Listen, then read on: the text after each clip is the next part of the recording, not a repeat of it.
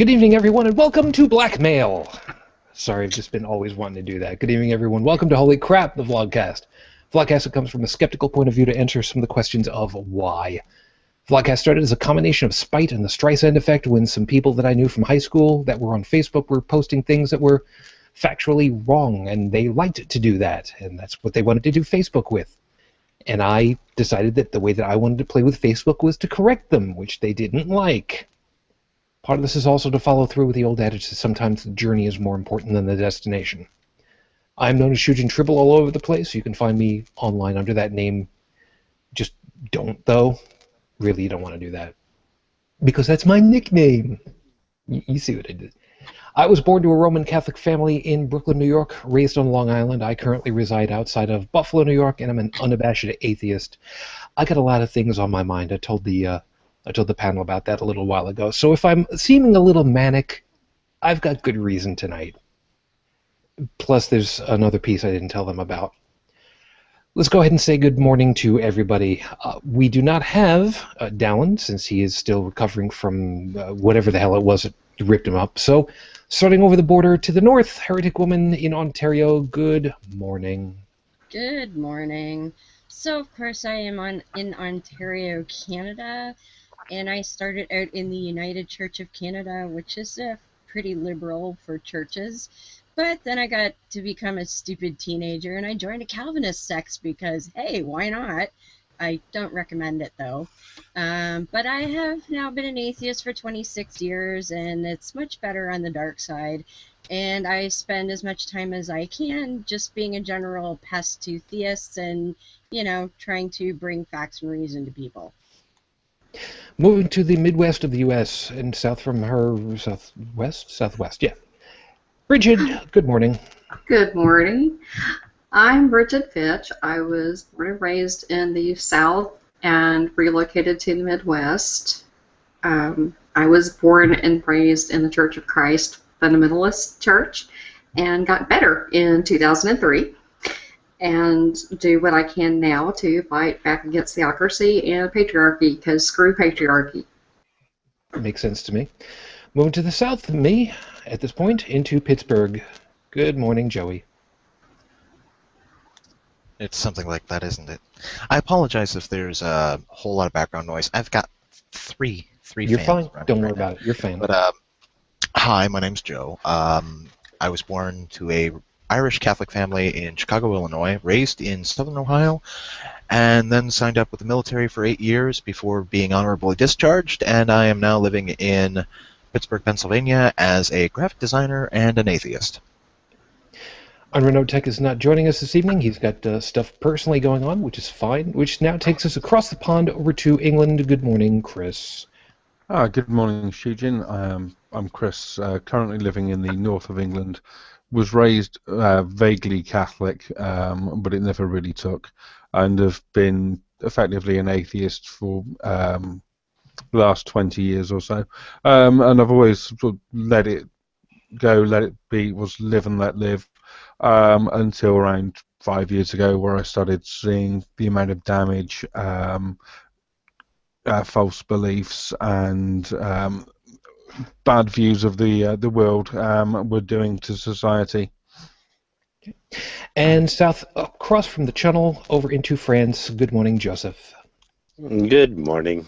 My name's Joseph. I'm a former Anglican, and today I'm doing everything I can to promote critical thought and value judgment. All right, so, of course, thank you, everybody. We've got a couple of people who are already watching on the stream. Thank you very kindly. If you are watching, of course, please, by all means, take advantage of the question and answer system so you can interact with us, so you can ask questions. Eventually, if there's just social stuff, I will go ahead and take it out. It's nothing personal. It's just a matter of cleaning it up so we can keep track of the actual questions and such. So, Dolphus, good to see you. Welcome to listening in. And Katie, oh, thank you, I guess. Good morning to you, too. Why are you beeping at me, you stupid hunk? Oh, that's great. I got somebody who is sending me a text message. I couldn't turn off all of the data because, damn it, I turned off the Wi-Fi so I didn't have messages coming through and disturbing me. And now here, Somebody's sending me a text message. That's great. I love it when that happens. Dallin, when you're working on this, you're going to edit that out of the audio, right? Thanks. Appreciate that. Anyway, yes, thank you, Katie, for calling us the crap crew. It's very kind of you. starting to grow on us. Kind of funky mold. All right, that's okay. We'll deal with that later. Anyway, we got a lot of stuff that we got to do, and I'm running a little bit manic. I'll kind of explain part of that in a couple of moments, but before we get going with everything, of course, as always, with apologies to Noah, Heath, and Lucinda from The Scathing Atheist, which, yes, you guys keep getting plugged every week. That's all right. 5 minutes on the clock, your 5-minute freestyle starts right about here. Now, the title that I gave it is Acceptance. And there's a real good reason why I decided I was going to use that title. 27 years ago tomorrow, the 7th of September, I met my future wife at college. It was a chance meeting. It really shouldn't have happened that way, and that's part of the reason why I'm kind of the way that I am right now, a little bit manic. So I have plans on what I'm going to be doing tomorrow. I'll be going back to the college, leave a dozen roses in the band room where we first saw each other, get a case of the wine that we love, get Chinese food at the Chinese place just off of campus, assuming they're still in business, and it's kind of a thing. But I'm not the only one that's lost things. Some of the people that are out there who are more knowledgeable about emotions understand about the accepted levels of grief, the stages of anger and bargaining and eventually acceptance. And I was talking with my daughter about it, that acceptance really is the final stage. You're gonna still, feel upset about things in general, but acceptance really is the last one, because you don't really get upset afterwards. You don't bargain. You don't deny, because you know that whatever it is, and you know full well that bargaining isn't going to change anything. You know full well that getting upset and being mad at something is not going to change anything. It's just the way that it's going to be. And for people who've lost, it hurts a lot. We've had a lot of things that we've lost, all of us, at some point or other. Maybe it was a pet, maybe it was the innocence of always getting a good grade in school. I mean, sooner or later, we've all had that moment where we failed at a test. And, it sucks. It hurts. Sometimes we need to really take a step back and understand and appreciate exactly what it is that we have. Not what we've lost, but what we have. I'm lucky. I've got a lot of people that support me. And it's not been financial, fortunately. I've done pretty well with that. Some people aren't that lucky. Some people have had to ask for help. And I understand that. Sometimes, you need to do that. For many of us, maybe it's food, maybe it's help with, stuff around the house. And then there are those people for which that kind of help isn't really going to help. Acceptance takes time. It takes patience. It's not something you can really force. Although there are times when, you kind of wish that you could. But it's okay. Because sooner or later, it comes. It has to. That's why I am not really worried about myself. Acceptance for me came early on when it was a matter of losing my wife, because I was there. So don't even start with me about the whole "were you there" thing. I don't ever want to hear that from anybody again. But you know what? You know who else was there? This is not going to make any sense at first. Lawyers. People who had a stake in the game. I know it's not making any kind of sense right now. It's going to seem like a really weird non sequitur, but acceptance sometimes will come at the end of a pen. A writ from the court. You can have people give you all the money in the world. You can have lawyers lined up until the cows come home. And you can have the Liberty Counsel standing behind you, pushing you the whole way. But when all is said and done, your acceptance is assured. Because one way or the other, you have to. It's either that or get crushed. You can accept what life has got in front of you, or society can just plow you under. Take your choice. But if you want to keep your job in a government, you got to play by the government's rules. You better accept that really fast. Because believe me, you either do that or you start getting your resume in order, and I guarantee you, everybody knows your resume already. Welcome to episode 79. Yeah, I know, I took a long way around in order to get to that point, but I've got stuff on my mind, as you can tell. Calling this one the Funhouse Mirror, and I am kind of taking a little bit of a page from something that I said on one of Jake's shows for the Imaginary Friend Show podcast. Yeah, Jake, I'm giving you another plug. You're welcome. He had asked a question about finding a second Earth out there, and what did it mean? And my answer to that was that there's a giant mirror out in space, and we're just looking at ourselves. And it's just like, yeah, no, because it was a radio telescope. It wasn't an optical telescope, so you got it wrong. And I'm like, no. It's a giant funhouse mirror. That's what it was. So I'm going with that. The idea is that we've got lots of stuff that's been happening in the news for theocratic rule that's been just bad. And why is it that here in the United States in particular, and in many countries, and we've got several represented tonight, that can't really see what's going on right in front of our own noses for our own countries sometimes to see what's going wrong. So, unfortunately in this particular case, yeah, the U.S. is doing a lot more wrong than others, but you know what? Hey, it's just because we're big and flabby, and we've got all the mass in the world, except for Australia.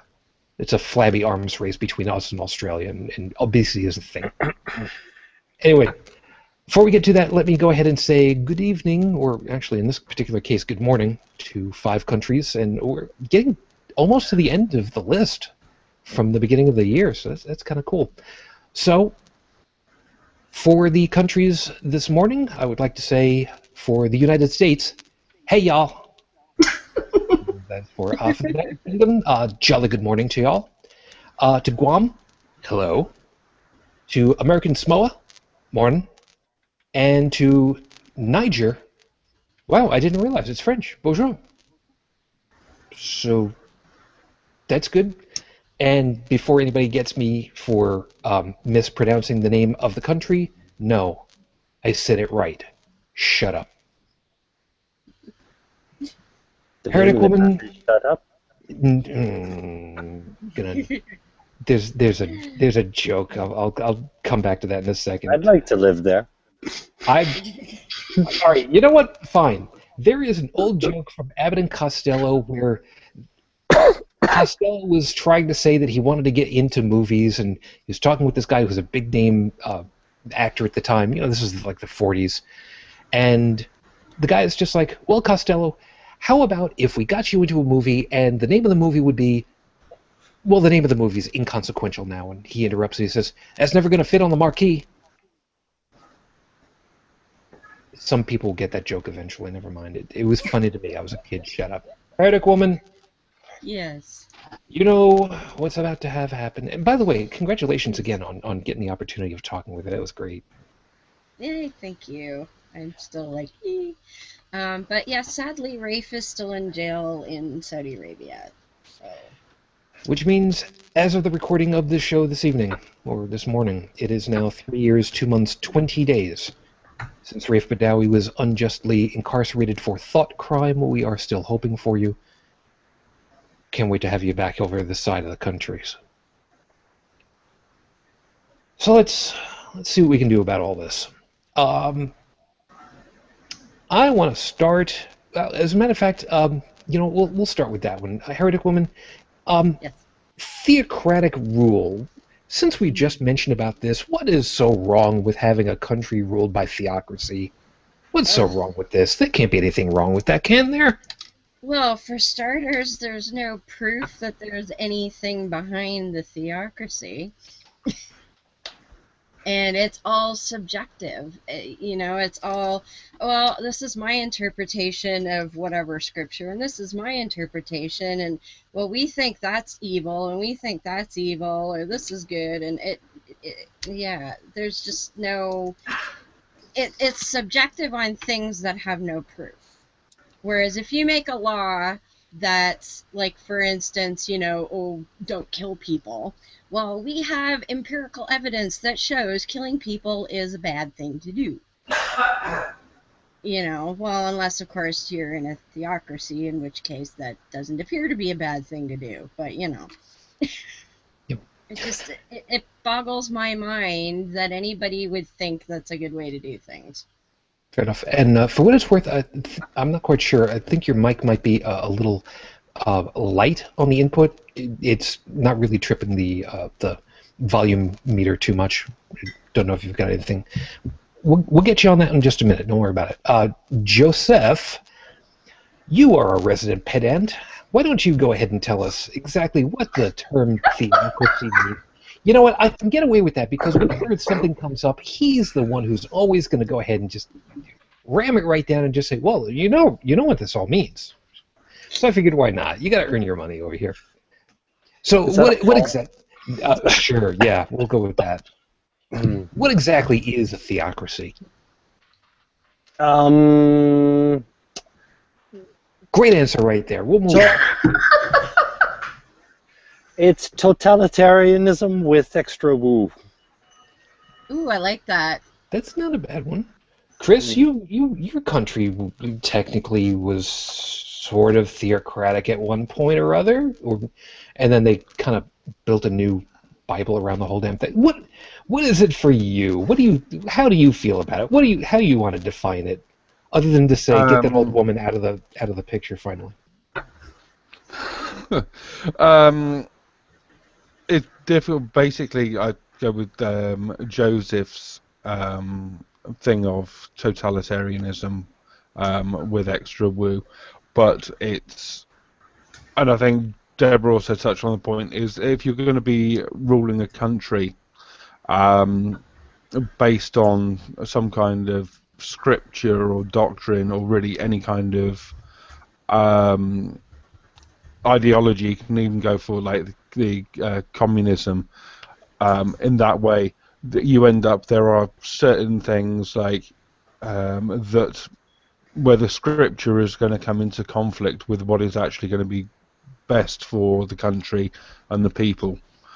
So you can't do this because it's sinful or it's against the word of God or whatever. On that, and it really limits what you can do, and unfortunately also it tends to breed a progressively more extreme take on the theocracy. Now going with that. Going with that. Yeah, Joey. As a matter of fact, I was going to be coming over to you.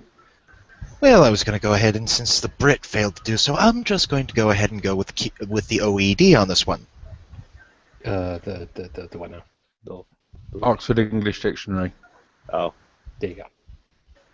According to the Oxford English Dictionary, theocracy is a system of government in which priests rule in the name of God or a god. Another definition comes as government of a state by immediate divine guidance or by officials who are regarded as divinely guided.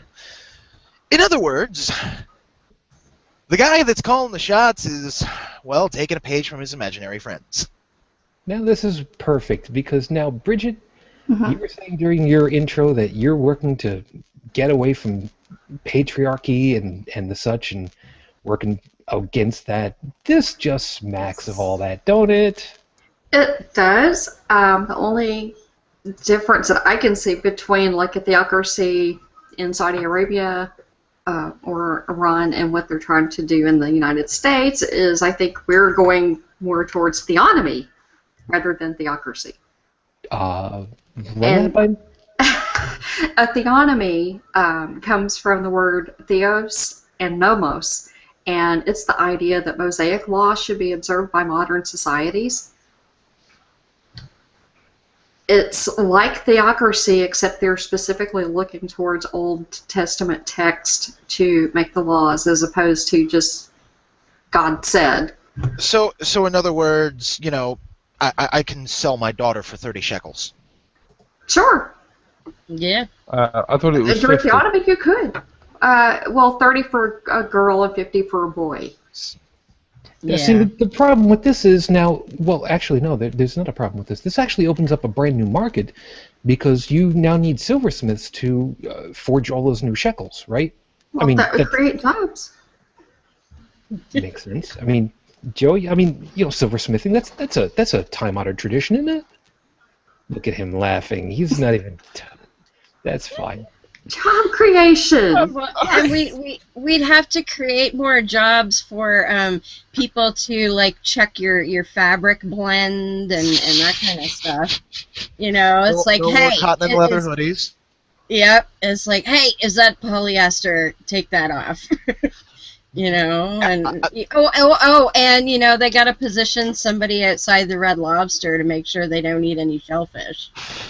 Yeah, and as Chris would probably understand, say goodbye to your prawn rings. Yep. Well, and think of all the money that you would So save my by what? stoning people. You can reuse stones over and over again. That's So true. it's very economical.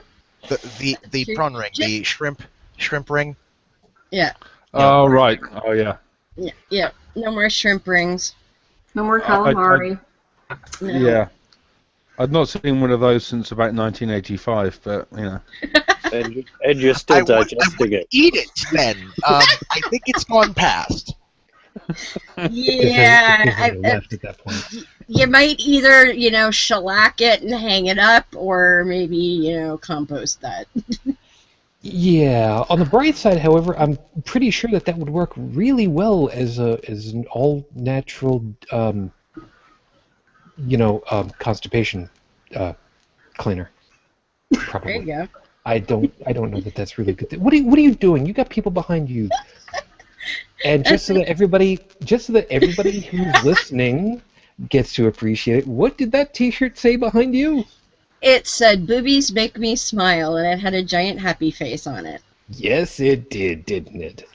That was See, my Christmas. That was my Christmas present to him. Oh. See, Dallin, these are the things you miss when you're sick. I'm sorry.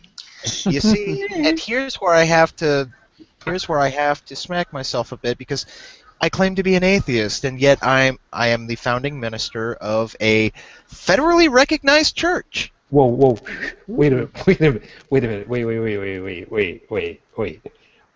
I'm about to blow our PG-13. I don't care. When the fuck did that happen? You know about this one. We did this as a joke before we had this show.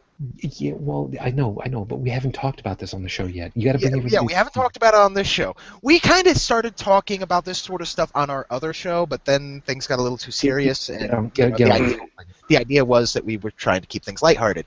But while we were still doing stuff on there, I went ahead and I got the little certificate online.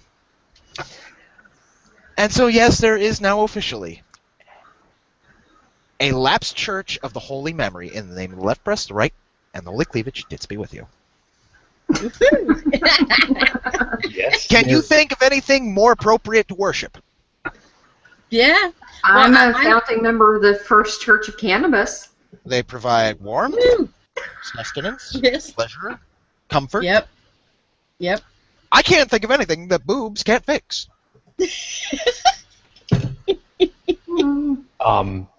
And considering that I'm the one who's in charge of the cameras right about now, I'm really, really self-conscious. Those of you that are not watching on YouTube right now, you're really missing out on this one right now. You really are. You're welcome.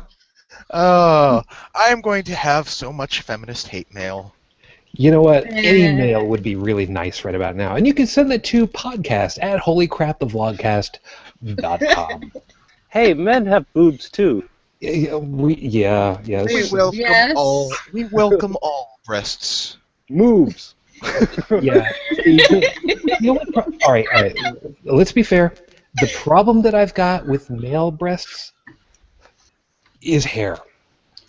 Truth be See, told, I that's don't. where I I've got- don't have a problem with that at all. But you're a girl. And you like teddy bears.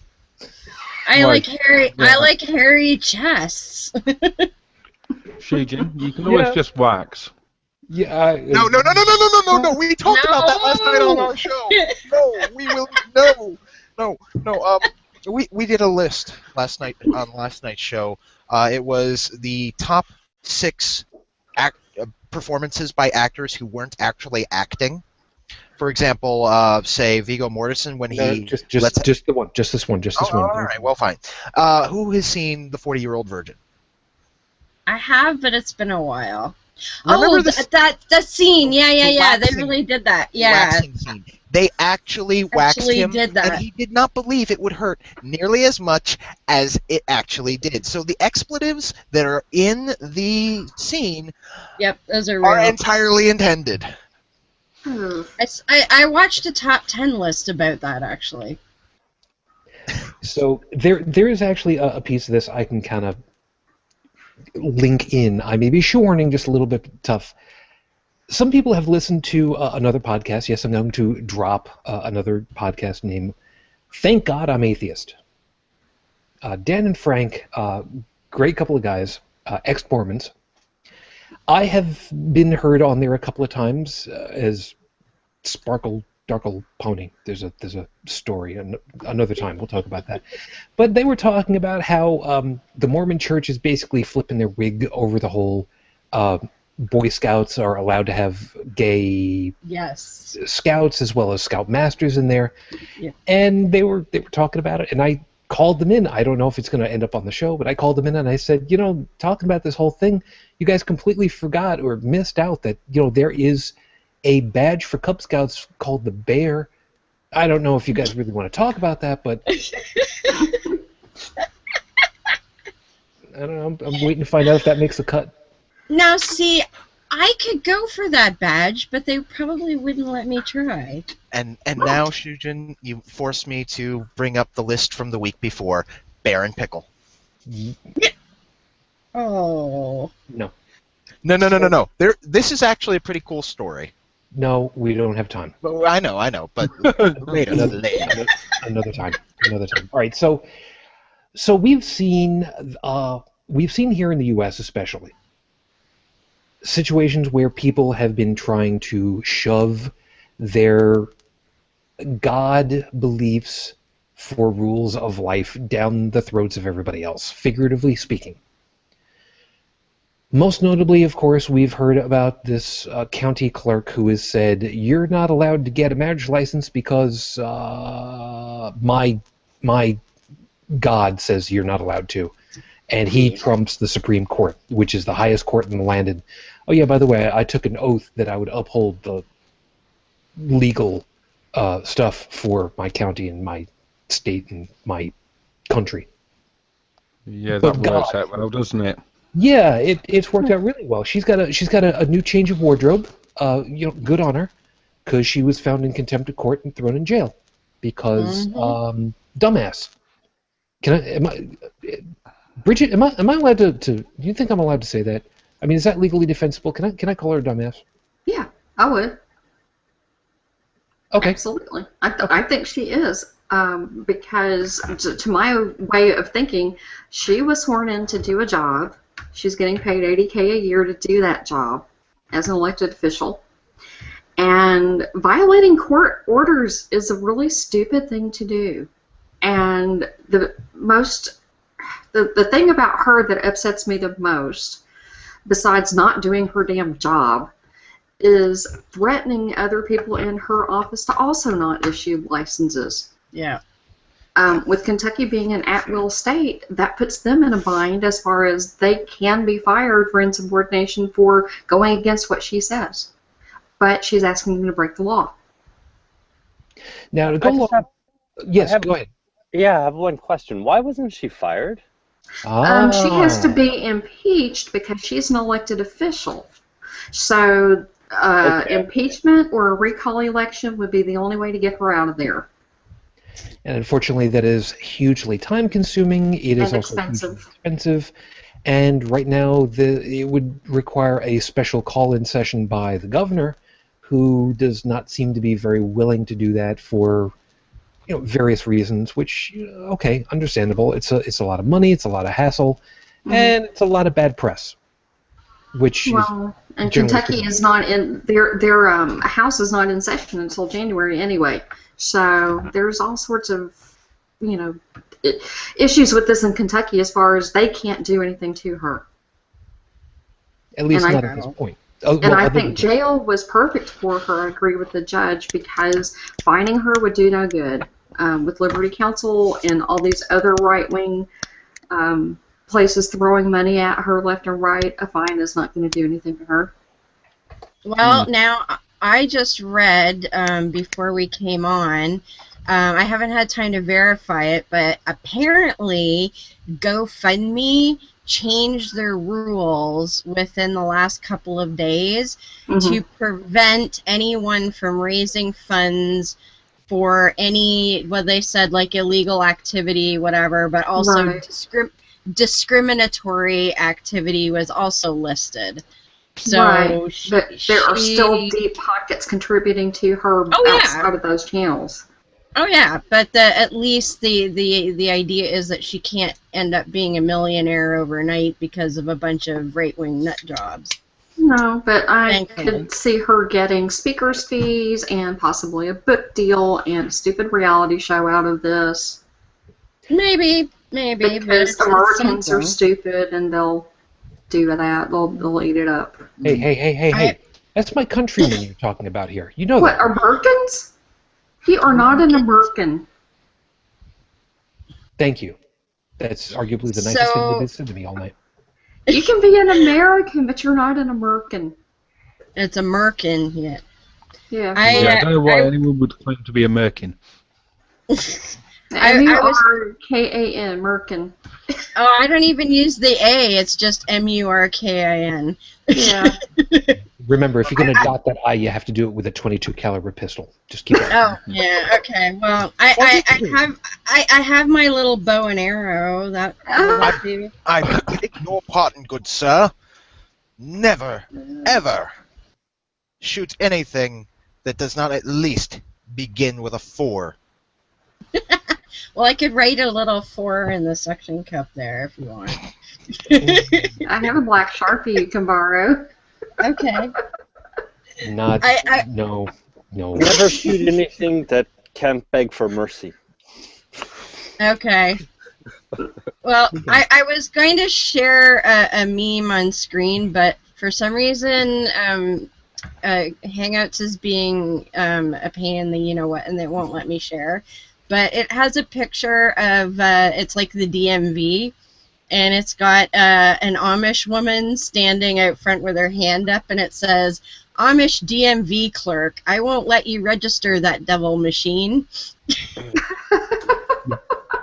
Yeah, there's a couple of them that have been like that. One of them was, would the Republicans be willing to stand behind a clerk that said, a Quaker clerk that wouldn't register guns because they're pacifists?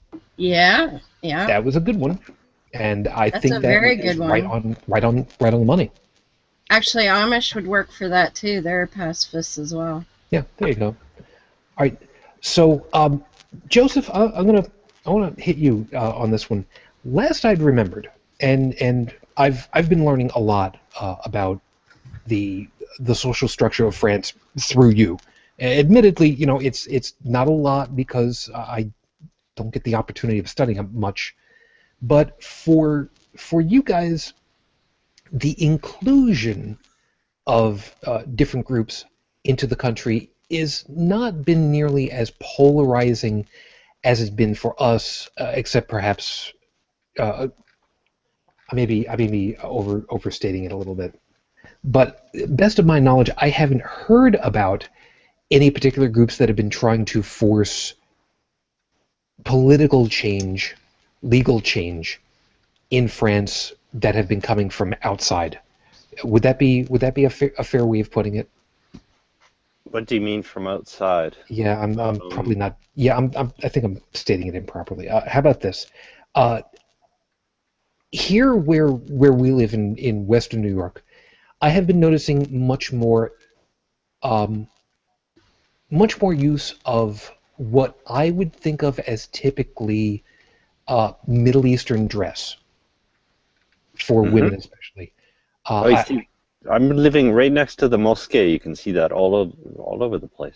Okay, so where I'm going with this is we've heard all kinds of yelling and screaming about concerns about Sharia, and we don't want to have that happen, and people are pushing this thing and that thing, when most of the Christians have been doing the whole thing. You guys haven't been, to the best of my knowledge, haven't been dealing with anybody trying to push non-French agendas as not on a national scale, only from within on a local scale, which means you've got local imams trying to exercise their power over their local following, and that's about it. Okay, but not trying to make that a codified enforceable law just within their own communities, so to speak. No, just within their own communities, but like again on a national scale, like recently they had something about people wearing burqas in schools. They try to push for that, or actually a push against, because the government, they were the first to ban that. And there was a push against that, but it didn't become anything. Okay, and Chris, for you guys, I don't know how well you remember it, but not too very long ago, wasn't there a big thing in the news about how there are no-go zones in England where they're all just walled-off communities, and you can't go in there if you're not Muslim, and you remember about that, don't you? Yeah. Wasn't that fun times? Weren't they good times right there? It was a good times for exercising a degree of skepticism about stuff you read on the internet, on there, and it's not something that I've seen, but on there, whether or not, or sort of how much of a thing that actually is, I don't know. I've got a feeling that the articles I saw in it at the time were making out to be a much bigger thing than it probably is. Well, the best of my recollection, it was actually a non-issue. It was just made up. Yeah, pretty much what I thought. But there are, or have been, other reports, again, some of these are likely to be grossly inflated, of things like Sharia courts and other religious based like courts and agreements. How much these are a sort of mediation, like a community mediation service or something similar, which is fine, versus an actual like court operating on a different set of laws to the rest of the country, I don't know on there, and it's probably something that I'll look into when I get time. Fair enough. I'm sorry, Joseph. Did you want to say something, or were you just clearing No, your throat no. or something? Oh, okay. It wasn't me, anyways. Oh. So, Thought I saw the little lights that said you said. Okay, never mind. So we've got a couple of different things as far as to which religions push. I guess probably the best way of putting it. We've heard different groups will end up trying to push their own rules. I don't want to go with agenda, because I don't, there's a thing with all of that. And one of the things I try not to do is I try not to leave the wrong taste in everybody's mouths with what I say. You probably heard how much of a pedant I can be with trying to clarify stuff, which good mental edit there. I almost said the wrong way. Why is it that we can see where other countries have been doing it wrong, and I'm using that in scare quotes, sorry, where we have a hard time seeing it for ourselves? I mean, we in the U.S., we've got this nationalism thing, I know, and it's stupid. I agree. We've got this thing where we can say we're going in with armed forces into a particular area, but somebody else doing it, what's the word I'm looking for? I was going to say imperialism, but that's not the right one I'm looking for. Or it might be. Shoot, I'm trying to remember how the wording for it went.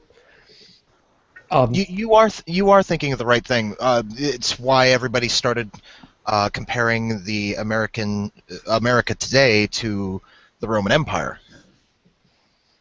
Okay. You know, even if it's not a territory that is legally recognized as, part of the U.S., we're still trying to enforce our laws over some neck of the wood, little, part of the world that, has nothing to do with us. Which, maybe that's the case, maybe not. I'm not a political analyst, nor am I a poli-sci. No, yeah. Moving on. Go ahead. Continue. No, that's fine. Do we have any poli-scis in the house? Do we? No. So that's okay. No. Somehow I didn't figure that. And good, by the way. Yes, we're just normal people. We don't have all this grand number plaque on the wall that says that we learned a whole bunch of stuff. So yeah. I do, just nothing that's. Yeah, I was gonna say. You've also got a fake death certificate. Shut up.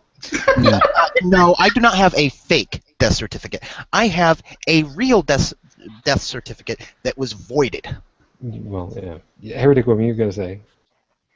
I was gonna say I've got certificates and crap too, but nothing to do with poli-sci. Okay, so we've seen all of our countries have done weird things in the past. I mean, you go back a couple hundred years, the political scape was completely different. The great German, the great English Empire. The expression, you know what, Chris, you're part of it, sort of, at this point. What was the expression about the sun and the great empire? Oh yeah, it was simply that the sun never sets on the British Empire. Both as a phrase, for people who thought it was going to last forever, and also for the reality of that we'd staked a claim on so much of the world that the sun would be coming up on the eastern edge of it before it had set on the western edge, where we claimed India and America and pretty much everything else we could. Yeah, let's see. British Columbia, where everything the Dutch didn't have. Pretty much. The Dutch, the Spanish, and the Portuguese. Yeah. Yep. And then enter into France. Joseph, I'll get you at this point because you're part of all that. France came around and said they wanted to go ahead and start colonizing places themselves. I know you're Well, not a native French, but you're representing, so tough. yeah, France and Belgium and Holland, and they all had colonies in at least northern Africa. Yep. And And then, that's actually, France assuming that former colonization is a large reason for the immigration here. and then Heretic Woman, of course, the Canadians off the boat from England said, yeah, let's just go ahead and piss off all the French and send them down into Louisiana. That was nice. Nice of you. Yeah, Real well, we fought them for a number of years first, though. It was a thing. Yeah, you sent the Creole down. Thank you for that, by the way. Gumbo's cool. Appreciate that. But Canada at least has a very good history as far as to basically, we want to do our thing, and you guys are doing your thing, and okay, sure, yeah, but we're going to do our thing, and just thanks. Yep. Sorry, And- We're still not forgiving you for Bieber. Oh. Look, if it's not Justin Bieber, we're going to blame you for burning down our White House. Yeah, well, that we will take credit for that. Well, To quote Colin Mockery, I see you've rebuilt it. It's very nice. Yes. and let's be fair. At the time, it was pink. I mean, Yeah, the pink house. Yeah. Oh, But, it's such a shame that they didn't rebuild it in the same color. that would have been fun. Goodness. but That definitely would have been fun. But yes, go ahead. yeah, but the point of it is, England was one of the big ones of the. I'm going to say the modern age, although I'm kind of pushing it a little bit on that, for exploration, for colonization, for going out and setting a flag wherever the hell they could. Expansionism. Okay. Okay. To be fair, some of it was politically motivated. Some of it was exploration. Some of it was, you might want to live this one down a little bit, Chris. Some of it was just for, new prison space. I mean, that is kind of fair, isn't it? Australia. Well, I don't know if it was for new prison space or if we just like found somewhere that was like a big desert full of poisonous stuff, and it turned out to be a convenient location to dump people. That's kind of funny to see it that way, because now I'm thinking it's like the only thing that's truly unpoisonous and unvenomous is the sand, and even then I'm not entirely sure about that. We should But I we mean, should ask. we used to transport people to America as well and other things. Yeah, we don't talk Other about that places. part. I mean, we're fine people over here. We're murderers, rapists, or anything like that. Okay, wrong. You wouldn't offend us, right? Right? No, Yeah, so we weren't that fussy about where we sent people as long as it was away, kind of thing. But yeah, this has all left a lovely legacy and mess that's to clear up. But Among and equivalent sort of messes have been left, and it's with all the other sort of European powers and other powers at the time with the expansionism, and then we've pulled out of pretty much everywhere now and given a lot of the land back. yeah, and then but, there's a lot about that pulled society together. Admittedly, at the point of a gun in some respects, but was it all a bad thing to have happen? I mean, yeah, there was the Americas, and we know that had a bloody history in and of itself. India was no grand, wonderful thing either. South Africa was not one of the banner locations either.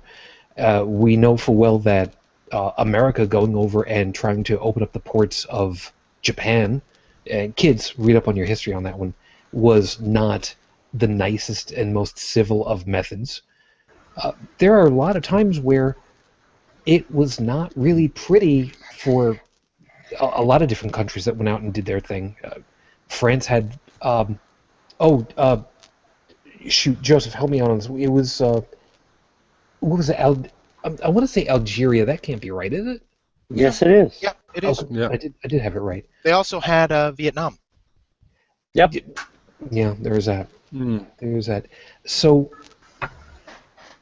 we've seen it where, if I do it, it's okay, but you shouldn't do that because that's wrong. Do what I say, not what I do.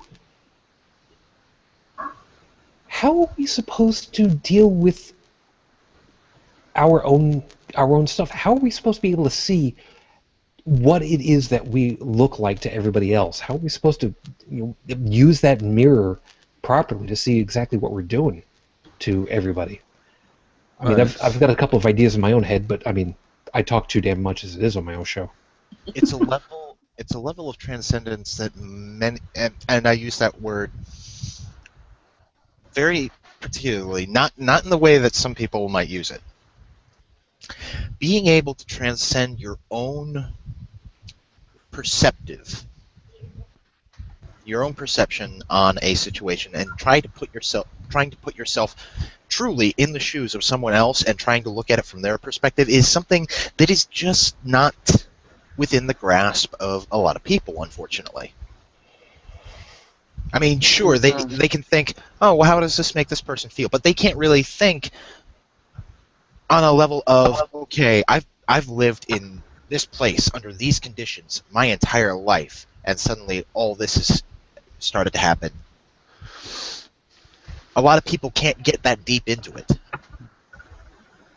Well, the other thing, too, is the whole American exceptionalism mindset, and manifest destiny and all of that. It's okay that we do it because God has ordained that we do this.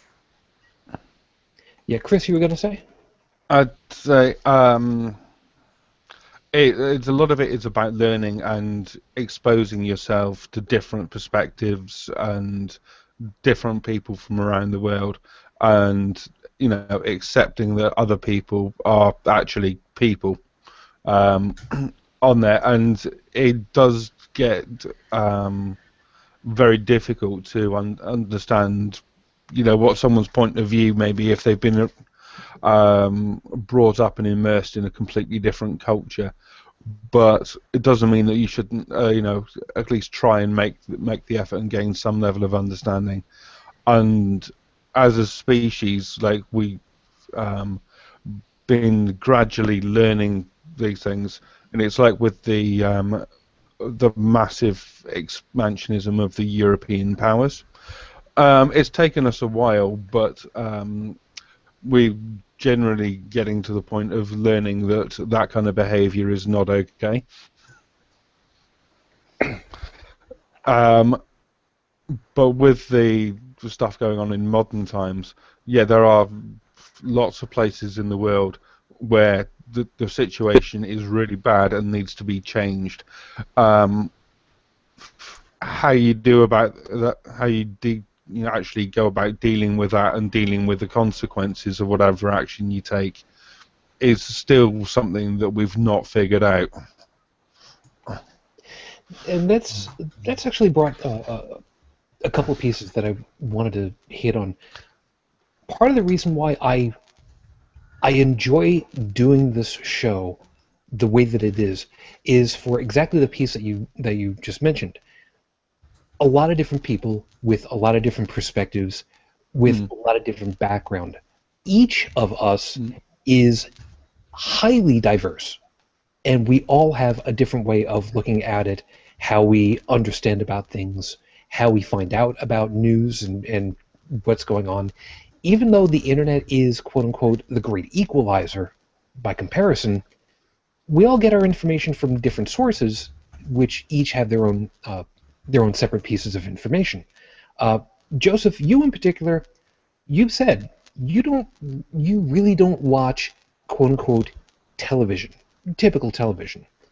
You get your news from online, from which venues? Oh, yeah, just a lot of diverse sources. Yeah, everywhere. INA, for example. Yes. I'm sorry, I don't know which one that is. INA is it's a European. It's basically like a Reuters for Europe. Okay. Okay. And Chris, I would assume that BBC is one of the groups that gets you. They're one of the most notable ones that I would recognize by name. Yeah, so I go with BBC. I go with Reuters. Also, the several of the major broadsheets newspapers like Guardian, The Times, Independent. You mean to tell Sometimes like the New York Times. you mean to tell me that there are news groups that actually report news? Yeah, Most of the time. Yes. yeah. They're not perfect, and this is another bugbear of mine, but. You know, But I try and look at different sources, some of which, and look at different sources on, multiple sides of the political spectrum to see what they've all got to say about different pieces. Yeah. Joey, you trying to say? well, I was going to say, just on a short note here, the last time I actually had access to a television, I actually did watch, some of the typical news here in the U.S. The Fox, the ABC, all of those, and did a compare and contrast. I flipped channels between like Fox News and the BBC that was on the other channel, and the difference was night and day. I mean, it hurts. It really does. Yeah. Matter of fact, I'm going to hit that in a second. Heretic Woman. Yeah. Since I'm on the opposite side of the border from you guys, I occasionally get the chance to pick up some of the Canadian stations, and with the broadcast cable that we get a couple of them. So for you, what do you go through news-wise? I don't actually watch television either. So I just would read news feeds, that kind of thing. So whatever pops up on Reuters Canada, probably, or also, oddly enough, Facebook can be okay, like just from people posting interesting things. And if I want to find out what you lot are doing, I'll probably pop up CNN briefly, but I take them with a grain of salt, because they are actually the reason why I started being mouthy online, because a few years ago I started watching them more often, and I kind of went, wow, there's a crap ton of religion on there. What the hell's up with that? And it pissed me off to the point where I want to go online and yell at Christians. All right. And I did. So, and the rest is history, as they say.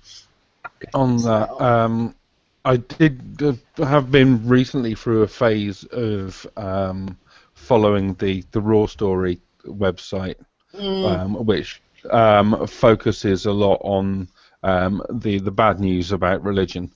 Yes. But I've recently stopped because I've seen a number of stories recently where they've been a bit too gung-ho for my tastes, and a bit too aggressive in the reporting of the stories, to the point of where they're actually distorting what's happening on there, and it's getting a bit like an atheist version of Fox News. Yeah, if memory serves, the guys over at Cognitive Dissonance. Yes, I'm name dropping yet again. I think this is a new level for the show at this point. This is cool. Tom and Cecil, yeah, they've also said that they're kind of getting a little antsy about them sensationalizing stuff and really shouldn't be. Well, But I don't bother with media here in this country anymore. well, there you go. As a matter of fact, I was going to ask you for a piece outside of it all. From your time when you were doing, the whole, I don't know, shooting people, flying airplanes, that kind of thing. Did you? We've heard, of course, all the time that the military armed forces for the U.S. have their own news organization, newspapers and such, Stars and Stripes. That guy is a real animal. It's not like a fake made up thing for like MASH or anything like that. Yeah, Stars and Stripes is, and so is Military Times. Those do exist. We have Military Times and Stars and Stripes in print, and then we do have a network, Armed Forces Network. Armed Forces Radio. That does both radio and newscasts. Yeah, the military armed forces radio, I believe is what it was called. I remember hearing about that because the old-time radio stuff that I've listened to, during the war years, World War II in this particular case, there were performances that were broadcast specifically for, but then they were fed back for the general population, and it was billed that way as a way of making everybody feel better, I guess. But anyway, so while you were in Bridge, did you actually? Well, I would imagine you probably would have been reading it because you had almost, in some cases, nothing better to read at times that you hadn't read already. Mm-hmm. What was your impression of the way that they did whatever? I know probably at the time it was like, it's something to read. It was, but then again, when I was in, this was so long ago that we didn't have the 24-hour news cycle. We didn't have CNN and all these cable channels. CNN really got things rolling as far as their coverage with Gulf War I, which was right after I got out. So this whole 24-hour news cycle thing is kind of new to me, or it was at the time. And now most of our media outlets are owned by only 6 corporations, and that's why I don't trust any of them anymore. I've seen a huge shift in the last 30 years. Jeez, and the way you talk about that, I didn't realize you were quite that old. Damn, welcome. Yeah, and so now I rely on BBC and Der Spiegel and ITN, Al Jazeera America. I have seen such a shift as to Fox News becoming all Jesus all the time. CNN has morphed into Fox Lite, and MSNBC is also morphing into another version of Fox Lite. Mm-hmm. Yeah. And one thing that really irked me was when the Arab Spring was going on and Egypt threw over their government. It took 3 days for any of the news stations here to even pick up that anything was going on over in Egypt. And I'm like, hello, important news story here.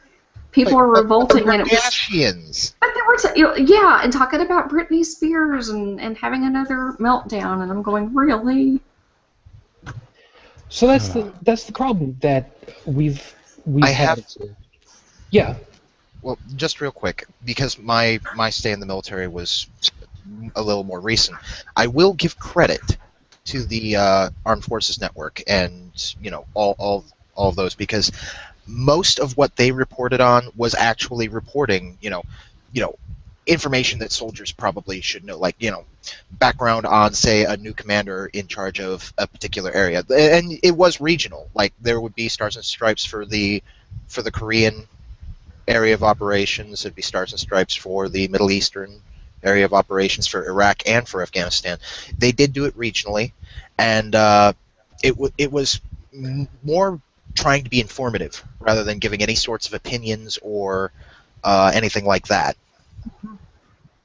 And that's something that that I want to specifically mention about. With all of this, with all of the names that we've gone through, and they're all news organizations that we recognize. It's kind of weird for me to hear all of these being listed, and surprisingly enough, not hear about, well, NPR.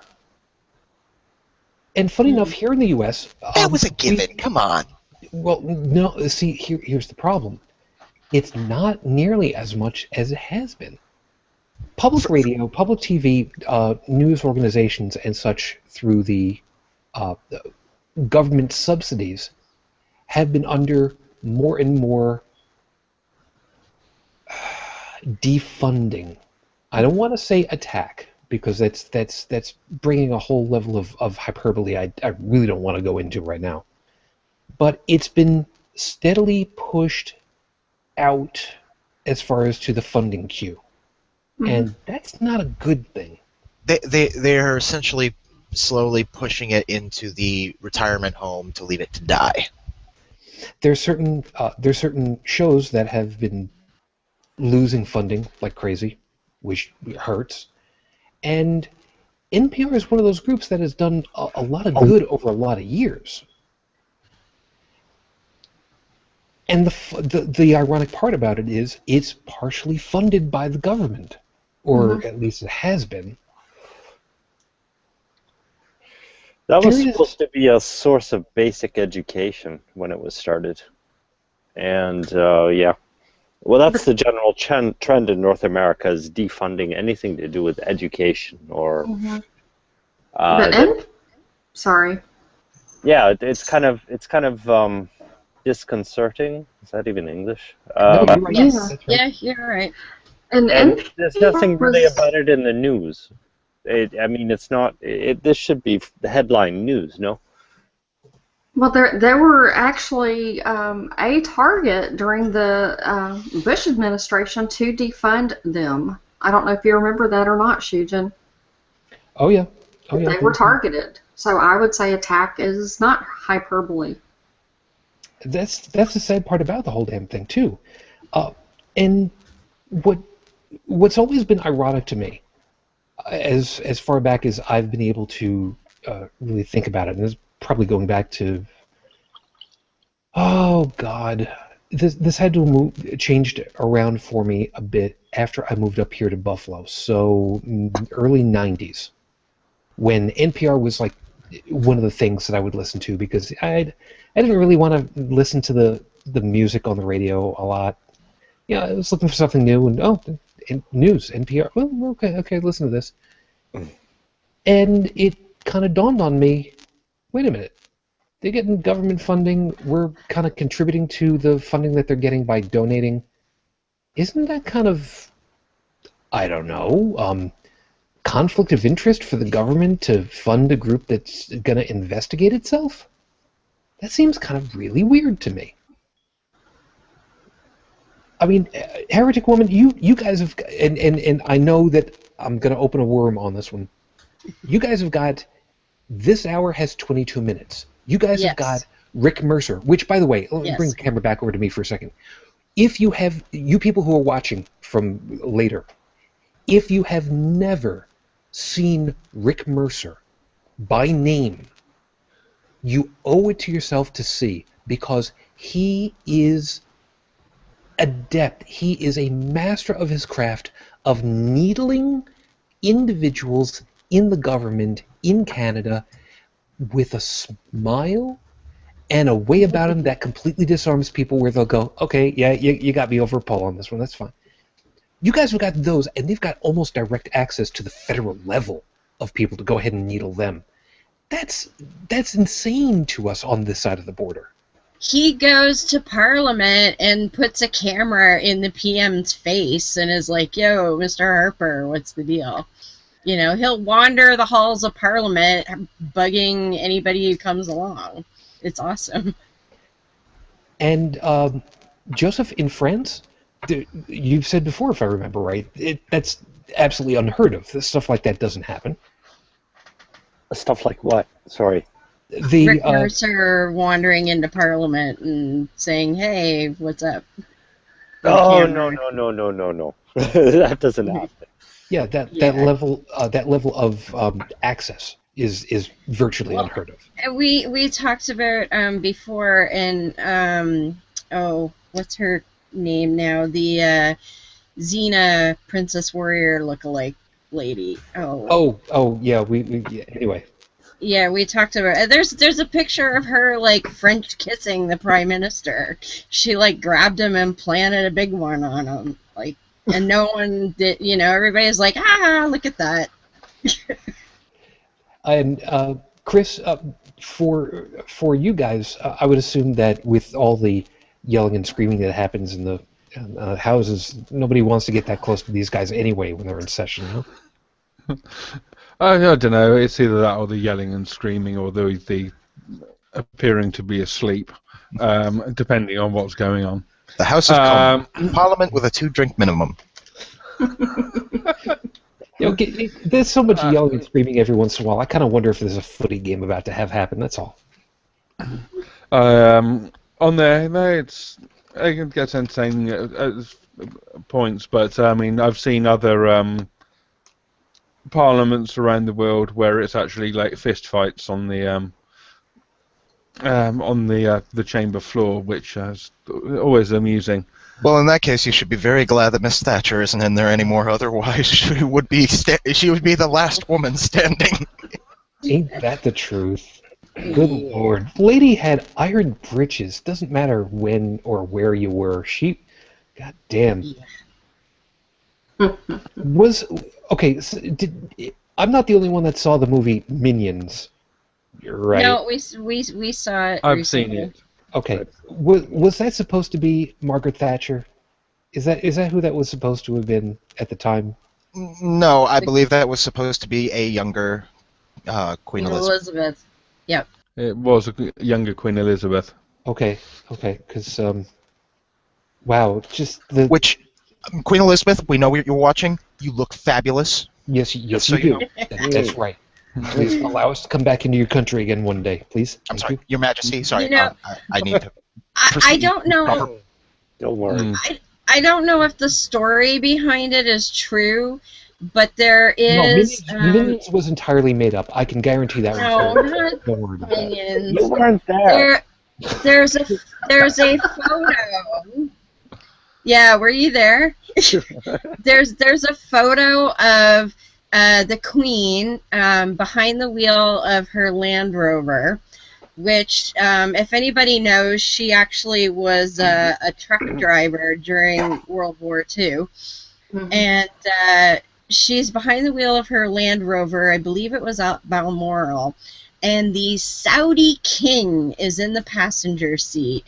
And apparently he lost his shit because a woman was driving him. But it And it scared the living hell out of him. and it was the Queen of England, so what the hell is he going to say, right? She's like, oh, I'm going to take you on a tour of my estate in her Land Rover. And yeah, I absolutely, Woman if that driver. story is, if that story was true, my respect for her went up a notch, because that messed up that guy's shit. I'm sorry. Hold on a second. No, Chris, wait a second. I will get to you on this. I'm sorry. I just got this picture in my head of the Queen. All that you see around me is mine. You have a country too? That's quaint. Somehow I can just see that. Yeah. You go ahead. Go ahead, Chris. From what I've seen of the stories, it was apparently, at least partly, the manner of her driving that caused the gentleman to be rather concerned, because she was apparently like tearing around these unpaved roads. That is exactly where I was at going. a high speed, and on there and chatting away while she was doing it. So it may have come as a bit of a shock. It was essentially the royal equivalent of Top Gear. Which is funny enough. I was about to say, does this actually qualify her to be potentially? I would love to see her do a lap. It does. She's I like, want her to- here, hold my gin and tonic. Watch this. Chris, The Queen drink gin and tonics? Come on. It's 10 o'clock. It's always 10 o'clock. Chris, I don't know if you watch a lot of Top Gear. I used to watch when it was on, which Hmm. doesn't mean I've watched a whole lot of it. But I'm curious: has the Queen ever made an appearance? I don't know. I used to watch Top Gear. Let's just see. I can Google will only know. say as much as I don't believe that the Queen and the Stig have ever been seen at the same place at the same time. I can only say that much. I'm not saying anything. I'm just kind of going with that. I'm pretty sure. Which But no, I Stig? don't think so. There are two Stigs. Actually, there's at least a couple of Stigs. There's this. I still remember the Stig's American cousin The truck And driver, they're fat yes. Stig. walks out of the trailer home with suit completely bulging at the gut. One arm is completely sunburnt, the other is pale as hell. Yeah. Well, So this what he does in his spare time. he's pulling slots is what he's doing. All right, so this actually hits a good piece. This is a very good demonstration of a piece I wanted to really isolate and show. We are all from different areas. Some of us from the northeast of the U.S., from the Midwest of the U.S., uh, Ontario, southern Ontario in particular, not too very far from, all right, not exactly throwing distance to the Quebecois, but close enough to hear them complain again. England, France, we've all got different areas geographically and politically that we hear different things. We are made aware of different things because of where we are and the people that we have in our circles. No intention to infringe on G Plus's thing. But we've still also got pieces that grab our attention and make us see the same things at times. Top Gear is a perfect example. It's not a news show. You can arguably make the statement that it kind of is. It's not actual news. It's more for gearheads and people that want to have a good laugh at people trying really hard not to flip over cars. And people who need catchphrases like "Jesus Christ on a bike." Yeah, and people who have an absolute hatred for the Robin. You people know who I'm talking to, and yes, that's most of them. I love that thing. For those Oh. of you that don't know what I'm talking about, just go on YouTube and go looking for Top Gear Robin. You'll thank me for it later. Trust me. But we've got pieces that we share collectively, and sometimes it's much more prominent than others. For instance, we know full well the moon landing is universal. It's worldwide. For the most part, except for that one guy that got decked by, yeah, Joe knows what I'm talking about right there. He knows exactly. You can't hear it on the audio piece, but right now he's laughing up really hard. I keep myself muted for a reason. Yeah, it's a good reason for that one. We have tragedies like Fukushima. We have amazing pieces of history. The dropping of the Berlin Wall. That it didn't matter where you got your information from for a lot of these. You knew, and you kind of pretty well knew exactly what was going on.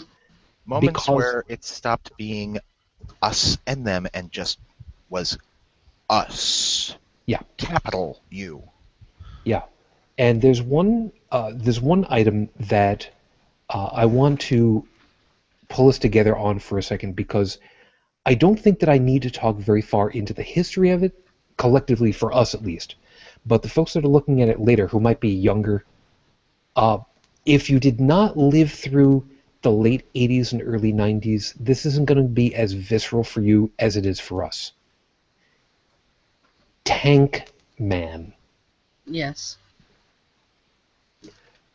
Heretic Woman, you get the good one on this one. Go right ahead. We don't know who he is, but during the student uprising in China, and I think, what was it, like 89 or something like that? Yep. There was a student uprising in Tiananmen Square, and of course they called in the army, and they actually killed a bunch of people.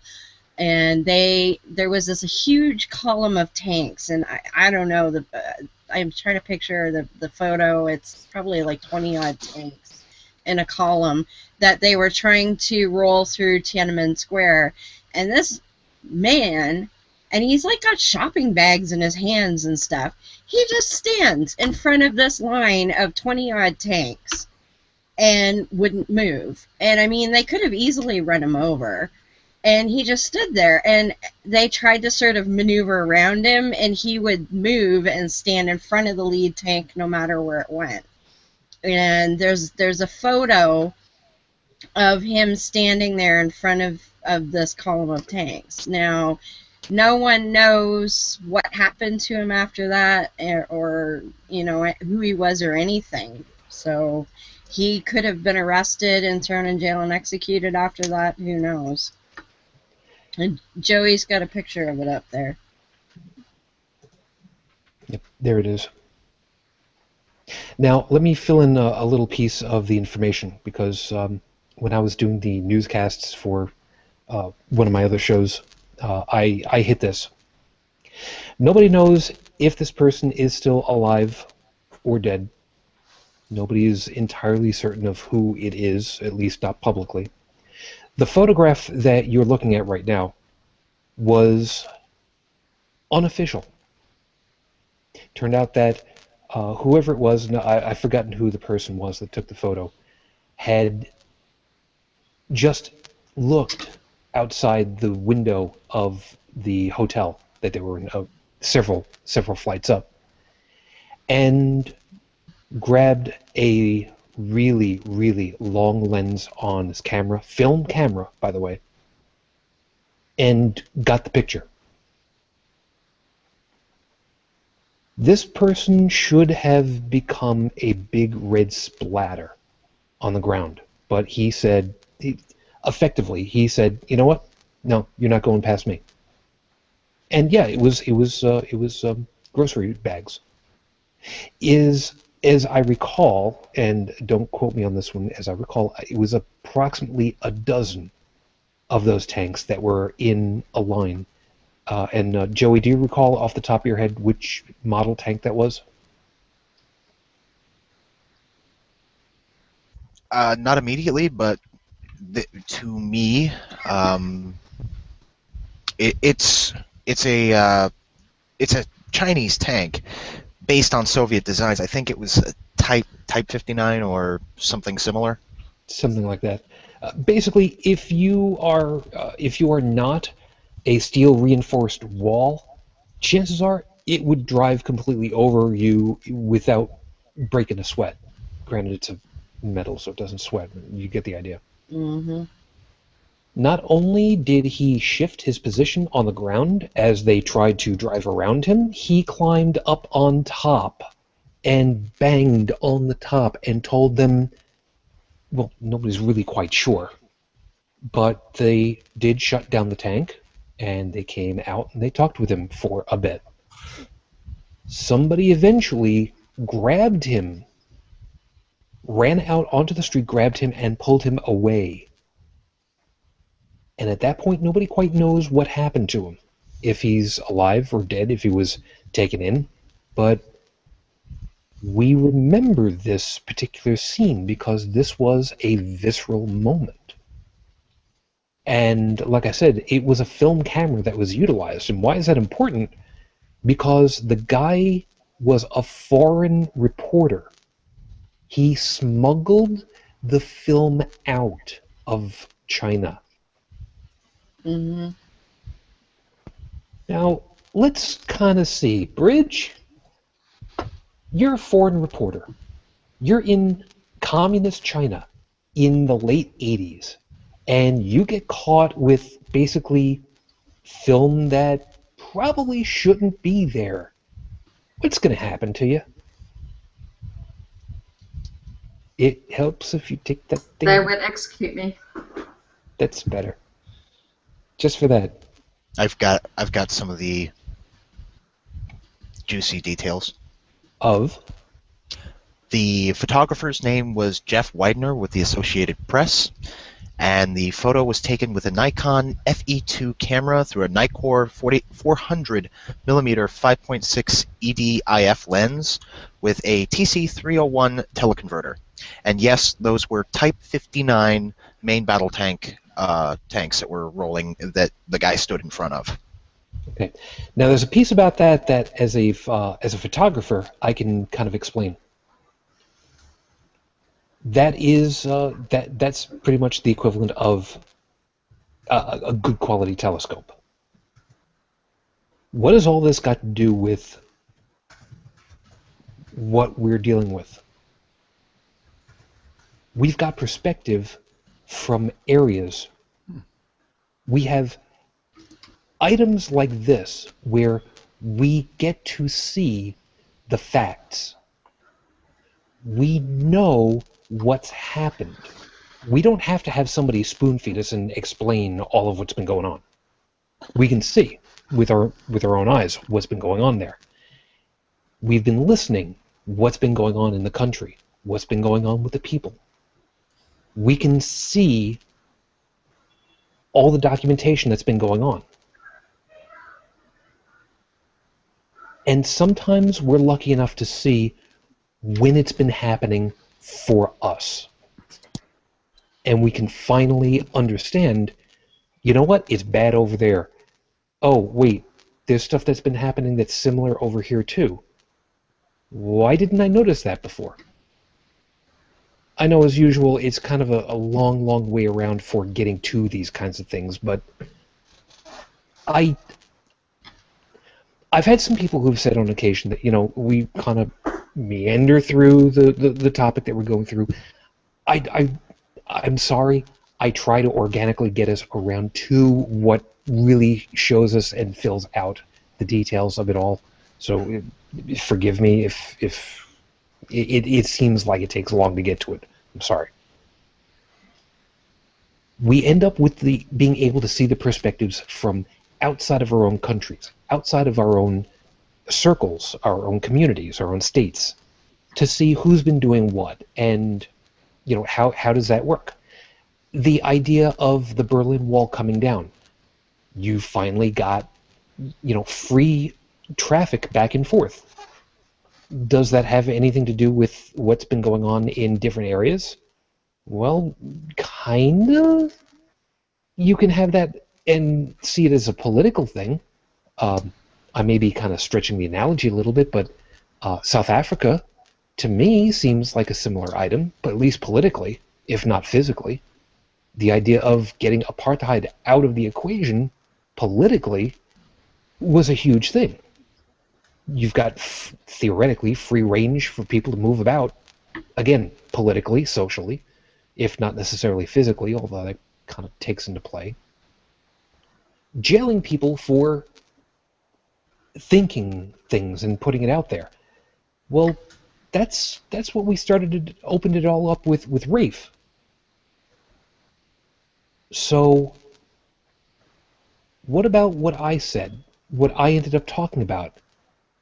It was Kim Davis. That is the right name, wasn't it? Yep. Getting a little tighter. Kim Davis is currently in jail. Some have been making the argument for her own religious beliefs. And Rafe could be argued for being in jail for his own religious beliefs. And we know full well that the term is a false equivalence. They are no way the same damn thing. We see things that are similar, and we also get to see how things are completely and utterly different. And that's where I want to end up taking us through to finalize this whole damn thing.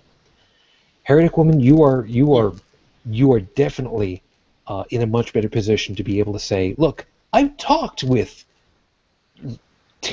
Bobby Kennedy, and you're no Bobby Kennedy, damn it. You know full well how much of a difference it is being where you are with the news that you get from, you're not in here, the U.S., you are not in Saudi Arabia, but you have enough to see all of this crap playing out like this. Yeah. How I'm going to use really bad words for it. How do you see the difference between the two situations and how they've been masterminded out? Because Rafe was not imprisoned for any actual religious ideology. All he did was say, let's consider maybe having a little less influence in our lives on it. And let's consider other ways of thinking. He never once said, I don't believe, or I think that religion is wrong, or anything of the sort, because he would be dead. If he said, I don't believe in God or anything, he would be dead right now. And, you know, it's not even close. He's not preventing anyone from doing anything. He wasn't trying to prevent anyone from doing anything. All he said was, hey, I have some different ideas. Let's have a dialogue. Let's talk about it. She don't want to talk about it. She wants to force her shit on everyone else because she thinks her shit doesn't stink. And that's all she cares about. I saw a photo meme. Yes. That was really great. I don't know how well this one is going to translate out, and I'm trying to remember it correctly. And I'm going to paraphrase it effectively. Some people have been trying to compare Kim with Rosa Parks. Oh yeah.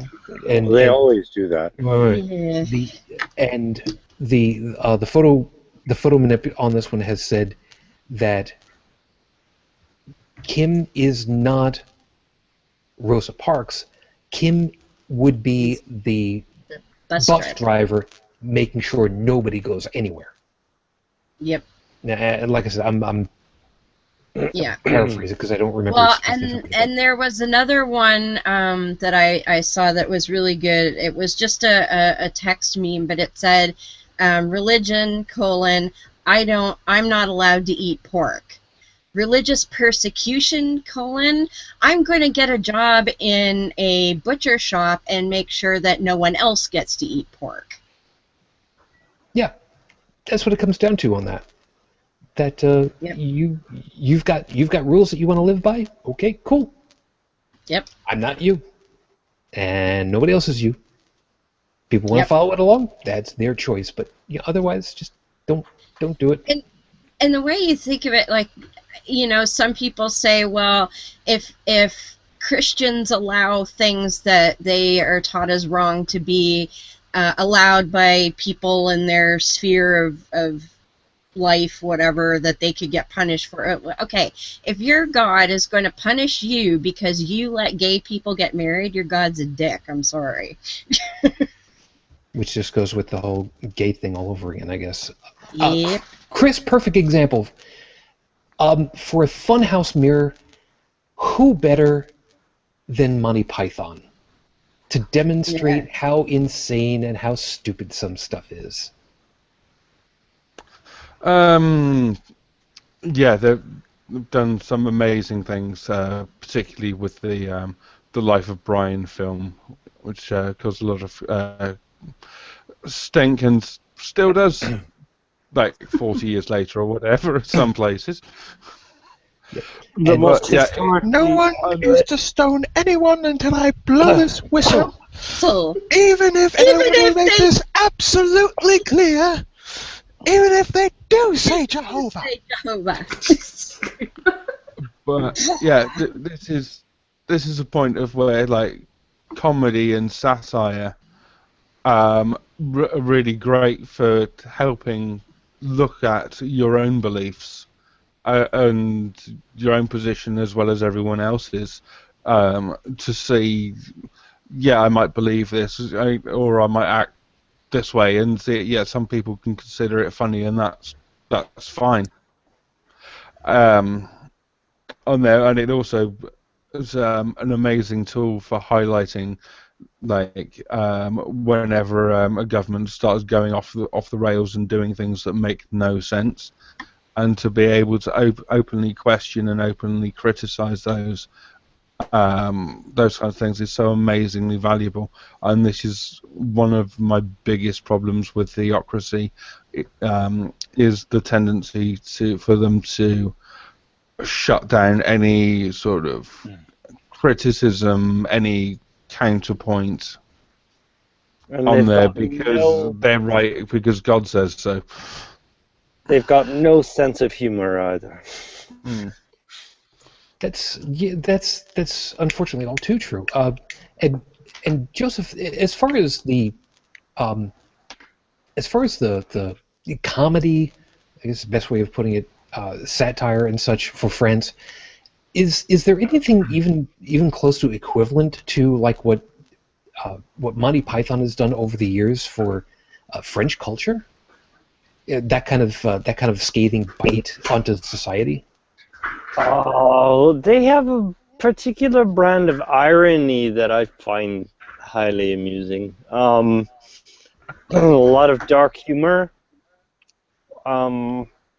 Actually, there's a lot of Belgians in French comedy, and actually a Dutch guy. There's a.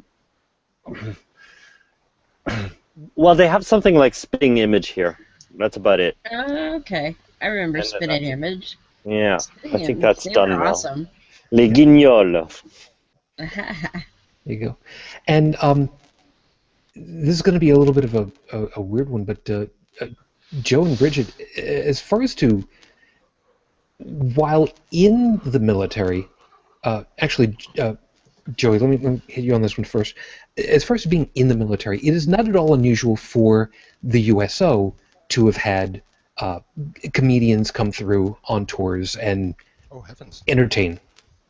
Absolutely. I'm just sad that I missed all the comedians. The only USO event that I ever got to see, I didn't go to it. It just happened to be at the same place I was. Yeah, it was. Damn, now I forget his name. The Beer for My Horses guy, the red, white, and blue. Oh, darn. No, Toby Keith? No, Could be. I don't remember. Hold on. I'm trying to remember who it was now, and. All right. Well, while you're looking, Bridget, you were in a little bit longer, a little bit further back. Toby Keith. Toby Keith. Okay. He just happened to be performing right outside of a PX that I happened to go in, and when I came out, performance started, and a whole crowd of people. And I was like, okay, I just want to go back to my tent now. And Bridge, for you, I'm assuming that you had the opportunity of seeing some performers come through on occasion. Maybe not. Lee Greenwood.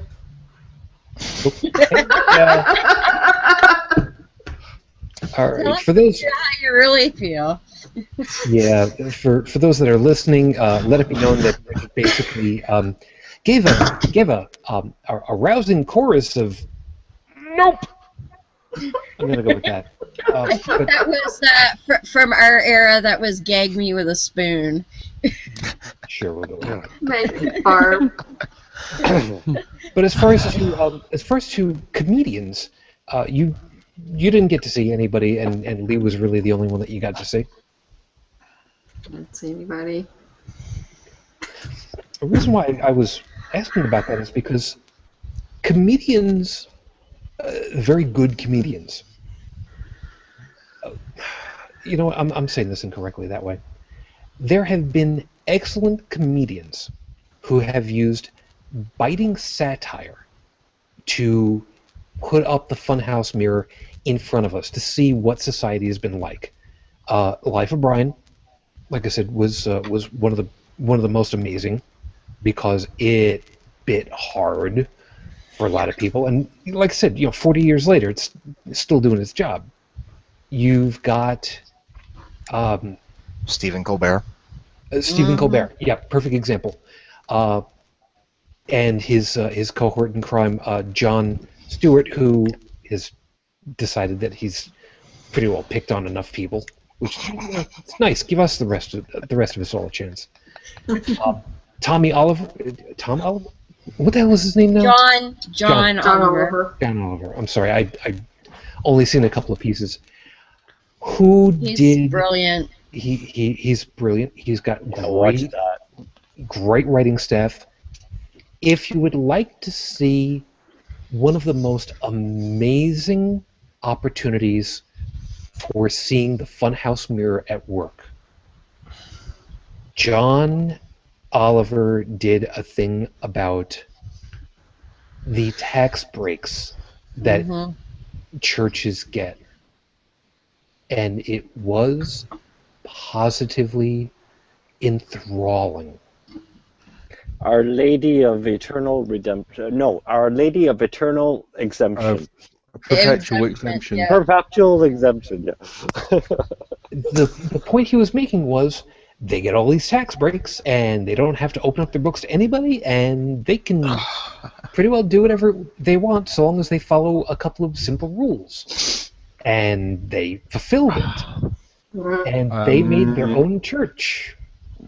Well, Yes. Eugene, or Yes. consistently break those very simple rules and send the IRS video of them doing it. Yeah, I was going to get to that, but the point of it was, it went ahead. What do you mean? It's been getting to that for years. Oh yeah, But that actually, the IRS put out a statement. I think that actual bit got them moving on that. little bit. We're waiting to see how that plays out yet. But what was grand about that was buried somewhere inside of all the thing that said we'd want your money, and it was very, very blatant about it. They basically said that they had every right to use your money for whatever it is that they wanted to do. And somewhere in the fine print it said they were going to go ahead and use it for Doctors Without Borders, which was great. Which was freaking great. They got a check for $86 billion from somebody, handwritten. So of course it's gonna go through. Nice. It'll go through. It'll be fine. It'll be fine. I'm pretty sure it's gonna clear through a bank in Nigeria. It's fine. It'll be good. Everything's fine. You just love that if it did go through, though. As somebody who worked at a bank, I know exactly the process it would go through, and that would be hysterical. But he did it may. He did a wonderful job with using satire to show us what we look like, and I think one of the most telling things about how we get to view ourselves, to really show us who we are, is science fiction. It is very easy to look at somebody there is otherwise no analog, and be able to get engrossed into a story, and then later on have the rug pulled out from under you to see, oh, that's us. That's me. That's my group. Oops. Star Trek was great at that. Not the best by any stretch of the imagination, but they did pretty damn good at it. Isaac Asimov was wonderful at doing that kind of thing. There are so many stories where you look at it all and it's like, oh wait, that's us. Let that be your last battlefield. Even though it was completely, totally in your face with a banana cream pie smeared all over your body, blatant, it get the point across that, you're all the same people from the same planet. Stop killing each other because you look a little bit different from each other. Yeah. Mitchell and Webb had a great one where they're playing two Nazi officers, and one walks up to the other and it's like, are we the baddies? Have you ever looked at our caps? They've got little skulls on them. That was amazing. Science. I was think this? they all Mitchell and Webb. They've it's a British sketch show. They've done some amazing things like the homeopathic hospital. Okay, I'll look them up. Yeah. Does the hospital actually exist? Well, it does, but only in the We They go to the hospital and they pretend to open the door. Just like there's nothing there. No. It's underwater. It would have to be underwater. That's the only way you could dilute a hospital. So yeah, science fiction, like I said, is one of those great bastions for us being able to see. So where do we want to end this whole thing of trying to figure out how do we really best figure out what are we? Who are we? It's not easy to try to figure for ourselves what that is. Like I said, I've gone through and I've pointed out some stuff that's just, to me, just been brilliant. Sometimes hitting you over the head with a sledgehammer. Sometimes it's a little bit more sublime.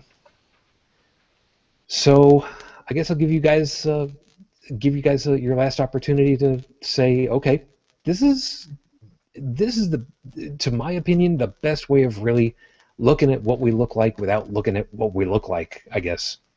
But we've there's also a piece that I know Heretic Woman wanted to get to, and I'm going to make sure before we I'll give you that option as a separate piece before we get out of here. Don't worry, I haven't forgotten. So and Joey, yeah, you've got a piece that you wanted to hit first through. So let me give you your opportunity to kind of bundle that all together and get it out. Yeah. All right. To the core topic that we were starting out on tonight, I know we kind of went all over the place.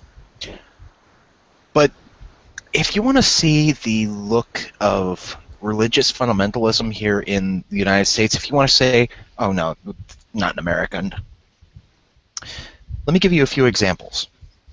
And this is not a new thing by any stretch. Example 1 from 1993. I want you to just let a wave of intolerance wash over you. I want you to let a wave of hatred wash over you. Yes, hate is good. Our goal is a Christian nation. We have a biblical duty. We are called on by God to conquer this country. We don't want equal time. We don't want pluralism. Randall Terry. So let us be blunt about it. We must use the doctrine of religious liberty to gain independence for Christian schools until we can train up a generation of people who know that there is no religious neutrality, no neutral law, no neutral education, and no neutral civil government. Then they will be get busy in wow, is that okay? In constructing a Bible-based social, political, and religious order which finally denies the religious liberty of the enemies of God. Gary North, also 1993. Christians have an obligation, a mandate, a commission, a holy responsibility to reclaim this land for Jesus Christ, to have dominion in civil structures just as in every other aspect of life and godliness. But it is dominion we are after, not just a voice, it is dominion we are after, not just influence, it is dominion we are after, not just equal time. World conquest. That's what Christ has commissioned us to accomplish. We must win the world with the power of the gospel, and we must never settle for anything less. Thus, Christian politics has as its primary intent the conquest of the land, of men, families, institutions, bureaucracies, courts, and governments for the kingdom of Christ. George Grant, 1987. Yeah. Well, You know, to those individuals, I have a response. 1797. The government of the United States of America is not in any sense founded on the Christian religion. John Adams, The Treaty of Tripoli. Mm-hmm. In this enlightened age, and in this land of equal opportunity, it is our boast that a man's religious tenets will not forfeit the protection of the laws. George Washington, 1793. The civil government functions with complete success by the total separation of the church from the state. James Madison, 1813. Christianity neither is nor ever was part of the common laws. Thomas Jefferson, 1814. So, again, you want to argue that the founding fathers created this country on a religious ideology? Try me. mm. I'll take that So as a mic drop for me, right there. Yeah, Joseph, go ahead. yeah, Hmm. for me, if you just like anyone who can think for a second, once you take away the they're doing all this in the name of Jesus and all this, and once you take away the empty appeal to authority, because like there's nothing there. There's no God to give authority. It's just totally empty. So it's basically it's humans Yeah. doing whatever the fuck they want. It is That's not an it. empty appeal to authority, it is a false appeal to authority, because Well, yeah. they want you to appeal to their authority, which they claim they derive from God. My And it answer is to that is they just who get that. It's they who get that authority from God. my to tell it answer to is you. just like, I'm sorry, I only see you here. Yeah. That's like, that's how people should be looking at it. But we're constantly lost in these conversations about the existence of God and about the plausibility of certain Bible passages, and like, I don't think this is even worthy of discussion. No, it's not. But you know what? I will say this much. Okay. That was impressive. I have been to Dark. places in this world where talk like that was not very uncommon. You'd hear it every day. It's in these same places where people literally had their heads hacked off in front of their families. Let's hope that things are moving a little bit differently. Heretic Woman, where would you like to finish us out for your opinion on the whole damn thing? You want my piece or that I want to read, or No, review not yet. later? I get that. I get that just Okay. before. It's just, it's a lot of people wanting to get their own way and using a bunch of ancient crap to try to justify that they get their own way, and it has nothing to do with benefit to anyone else other than themselves, whether they care to admit that to themselves or not. It's all about, I want things my way, and I'm going to use this to manipulate everyone else into thinking that I should have it my way because, my interpretation is better than everyone else's. And it's just, yeah. There's nothing to be gained or useful to anyone else in trying to do that except the people who are trying to do it. It's a case all of self-serving. if daddy says no, ask mommy. Yeah, absolutely. So it's like, well, Yeah, but they're making both say whatever they want. yeah, So they're twisting it around, but again, it's the false appeal to authority. Well, I have this book.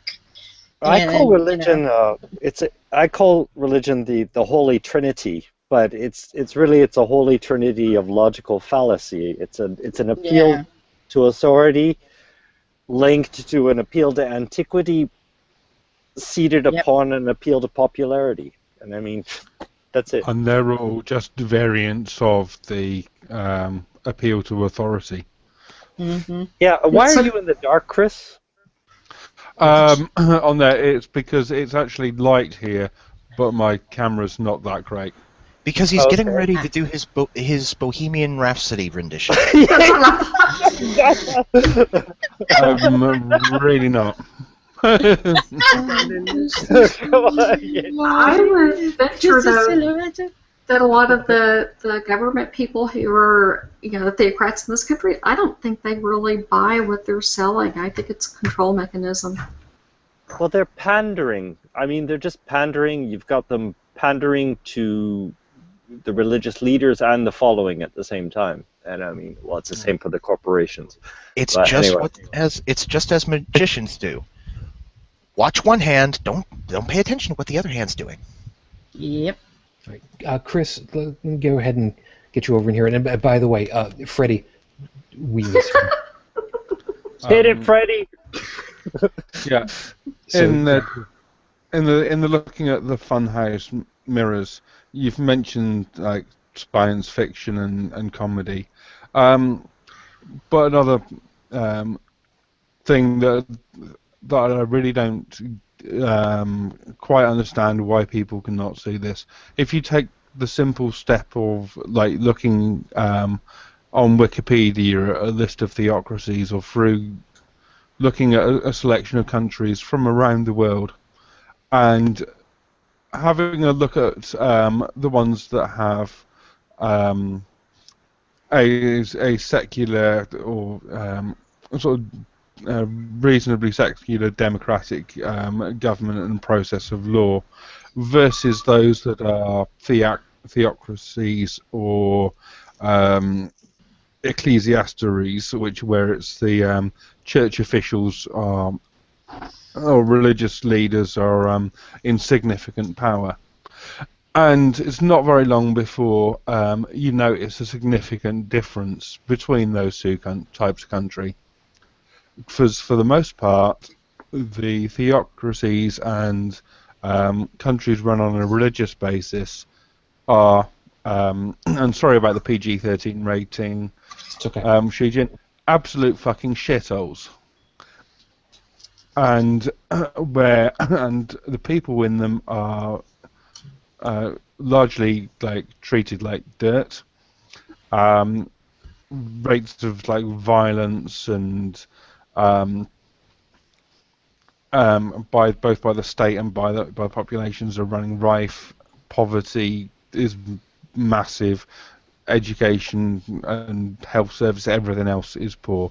And then you look at countries where the government system is run on some form of intelligent basis on there, and you see, oh wow, we've got like most of like Western Europe and even the US, Canada, Australia, and you think, okay, correlation is not necessarily causation, but you sort of start to see a theme here and think, yeah, having a government run theocratically is not a good idea. It doesn't work.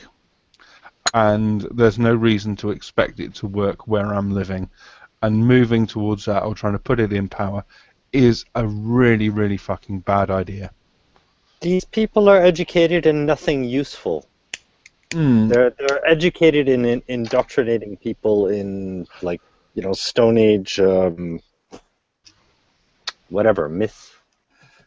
So like them running things, yeah, that's not gonna amount to much. And most religions, anyways, the whole point, they want to live off of a country that's prosperous. I mean, that's what they're counting on. And I don't know if you've spoken with anybody from the Middle East, but they've got a view on the West which is really, they look at the West through their own bubble. Like, if you talk with anybody from any Muslim country, they think that it's Christians running things in the United States, or it's the state. I mean, I had a conversation the other day with a guy. I had to tell him that that it's not the government running conspiracies or things like that. I mean, it's it's not the government deciding everything. The government is pandering to both money and voters. They're like stuck in the middle. They're not the ones controlling everything. Yes. But he had no clue. He was talking about a state conspiracy to condemn the Muslim countries and things like that. But it's never on the government's instigation. No, and there's quite a lot of Muslim or countries with a large Islamic population that get left alone and go about their business. It's generally only a handful of the more extreme countries that are getting bombed, and there are other reasons for that as well. Let's see about that. Bridget, you've been waiting patiently, I know. Here's your big opportunity. What do you think is arguably one of the best or better Funhouse mirrors for everybody? Well, what would you like me to elaborate on? How close to a theocracy we are now? Or however you'd like to wrap this whole thing for your own self. My biggest concern is with 2016. We have seen and heard from some of the religious right as far as some of the presidential candidates. And I am scared to death about what will happen if one of them happens to win as president and appoints a couple of more theocrats to the Supreme Court. I lose sleep over that at night. Just wish us luck next year, and I hope that people are paying attention and realize that theocracy is not what they want, even if they think that they do. Or it may be what they want. It's not going to be anywhere near as good for them as they think it is. Well, it won't be their version of what they think they're getting. People don't stop to think through the consequences of what they are asking for, and that's kind of scary. Is it like the old parable? Is it of the is it the genie or the monkey's paw or whatever that gives you exactly what you wish for? Yeah, monkey's paw. And yeah. Yeah, that's exactly right. It's going to be what you want, but it's not what you want. And yeah, I'm heavily on board with you on that one, hon. I'm really, really on board with you on that one. Before I give my little closing piece over here, Heretic Woman, you had a little something that you've been holding on for to give us over here. Well, I think it's kind of fitting that we let Rafe close this out. I actually have an excerpt here from one of his blog entries that is so heinous and awful, and he's actually talking about what a theocracy is like from his perspective. So he says that states based on religious ideology have nothing except the fear of God and an inability to face up to life. Look at what happened after the European peoples succeeded in removing the clergy from public life and restricting them to their churches. They built up human beings and promoted enlightenment, creativity, and rebellion. States which are based on religion can find their people in the circle of faith and fear. Thank you, Rafe. What am I going to close this with? I'll close this with a simple one. We can get a combination of the Funhouse mirror and showing us how we are to each other, how we are as a society, and put it together with not wanting to have a theocracy all at the same time. I went looking really quickly and I wasn't able to find the specific, but I can pretty well describe it for you. And I'm pretty sure anybody that's been paying attention over the last year would pretty well understand it. There was a call for public opinion somewhere out in the west of the United States, I believe it was. It may have been Colorado. I could be remembering this poorly. Where they wanted to get public opinion on the question of gay marriage equality, or as we like to call it now, marriage. And the public discourse came up, and the public opinions were being given out.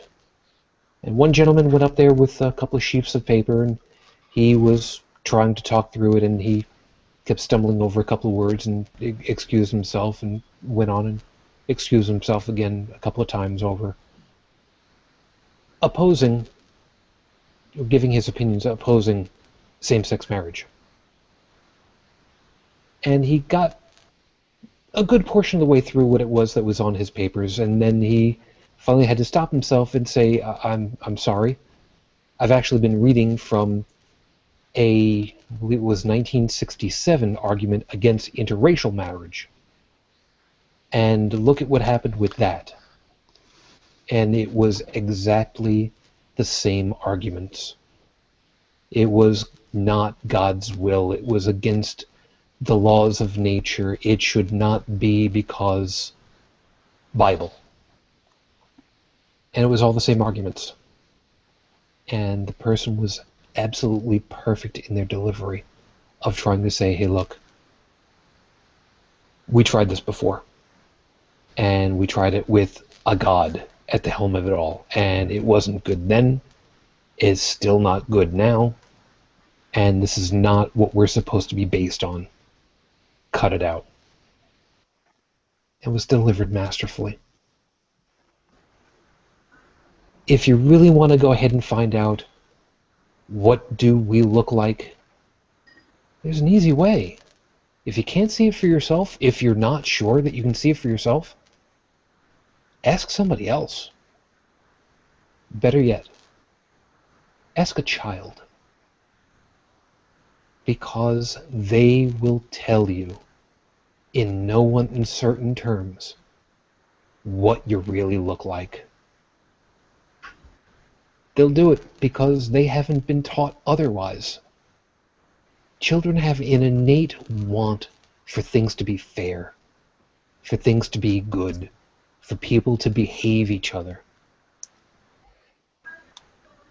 You know what? Maybe Art Linkletter had it right. Kids say the darndest things. And why is it feared? Because they're honest. As always, thank you very much for taking the time to watch us tonight. We sincerely hope that you find something worthwhile in what we've got to say. We think that it's something worthwhile. So, I'm just going to go ahead and just get us all on out of here because, like I said earlier, I've got a lot of stuff weighing on me, and I know full well a good number of us want to get off camera so that we can take care of things off camera. As always, Joseph, thank you very much for your time. Have yourself a good morning and enjoy your coffee. You too, sir. Chris, thank you very much for your time, and my hopes that your camera will actually like you again after this. Yeah, I hope so. I may have to go out and upgrade. Well, that looks pretty cool, I think. It does. It does. I'm trying to think of something about it, but I'm kind of drawing a blank right now. Just a couple of Scaramoushes, please. You know what? It's bad enough we're below. It's bad enough we're below the PG-13 rating. Really, we want to pull an ASCAP into all this. I really don't want to be dealing with BMI or nothing. I didn't ask him to do the falsetto. And I'm sure that all of us, including all of the watchers later, appreciate that. Thank you so very much. Joey, you power solo. No. Joey, thank you. You go get yourself some sleep because you look. I could make a reference to DJ Pwn 3, but I'm not going to do that. This is just how I always look. Except that you actually have, you know. Hey, No it's the coverage. life Now of you know a- why I wear the glasses. Draws attention away from Like the life of a star is hard. Come on, he's surrounded by Yeah. fans. That's true.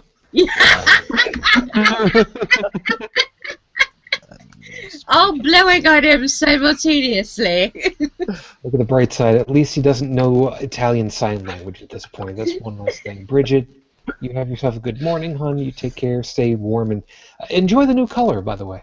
Oh, thank you. Those of you that are listening on the audio portion, you have no idea what I'm talking about. That's okay. And Heretic Woman, of course, thank you very much for your time and your cleavage. We appreciate that. Oh, thank you.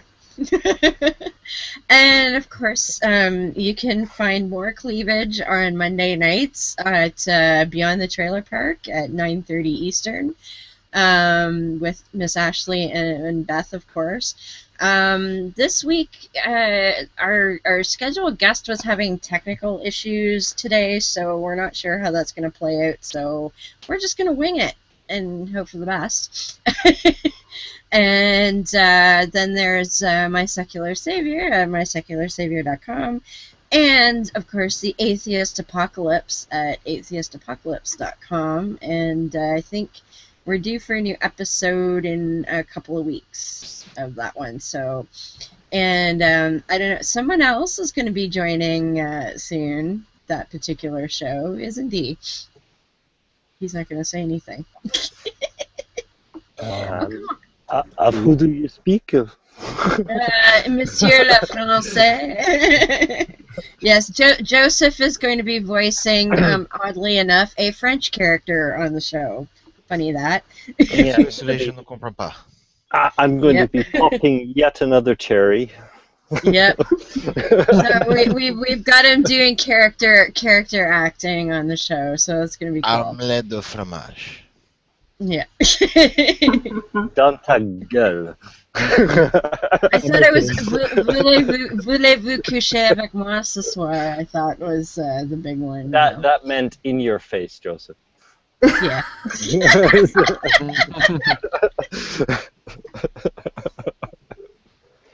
So anyway, so where else is everybody going to be able to find you for all this stuff? That's atheistapocalypse.com, and the Facebook page Atheist Apocalypse for those left behind. You can find it there as well. So I think that's it for now. I don't have a conference to plug anymore, so there's that. That's okay. Right now. Oh, but they announced Reason Rally for June 4th of 2016, so you know. Hopefully, I will be meeting all of you on the National Mall of DC. So we'll have to wait and see about that one. I've already looked at that and decided that that's not going to have happened for me, unfortunately. Yeah. But I am still going to be working towards getting to the next. Shoot, I forgot which convention it was. ReasonCon? The one in Hickory. Yeah, that's ReasonCon. ReasonCon. Okay. Yeah. I'm Hickory. working towards making that happen. Yay. So Okay. I'm very much looking forward to that. Well, and you know, you're like 2 hours away. I could probably show up and see you whenever the hell I wanted anyway, so meh. Yeah, you say that like I won't go ahead and just... I don't know. What? I don't know.